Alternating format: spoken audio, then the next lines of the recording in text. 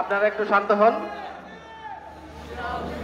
আজকে ট্রাস্টি বোর্ডের 26তম সভা অনুষ্ঠিত হয়েছে।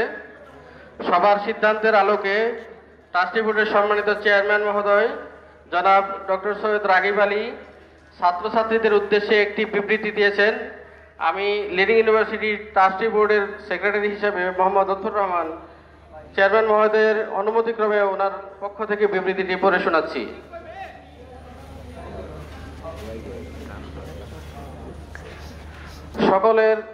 সংশ্লিষ্ট সকলের অবগতির জন্য জানানো যাচ্ছে যে লিডিং ইউনিভার্সিটির সকল শিক্ষক কর্মকর্তা কর্মচারীদের অনাস্থা প্রস্তাব এবং সাধারণ ছাত্রছাত্রীদের পক্ষ থেকে বৈষম্য বিরোধী ছাত্র আন্দোলনের এক দফা দাবির প্রেক্ষিতে আজ 20/8/2024 ইংরেজি তারিখে অনুষ্ঠিত ট্রাস্টি বোর্ডের 26তম সভার সর্বসম্মতিক্রমে উপাচার্য অধ্যাপক ডক্টর কাজী আজিজুল মওলা ও ট্রেজারার বনমালী ভৌমিককে স্ব পদ থেকে অপসারণের সিদ্ধান্ত গৃহীত হয়।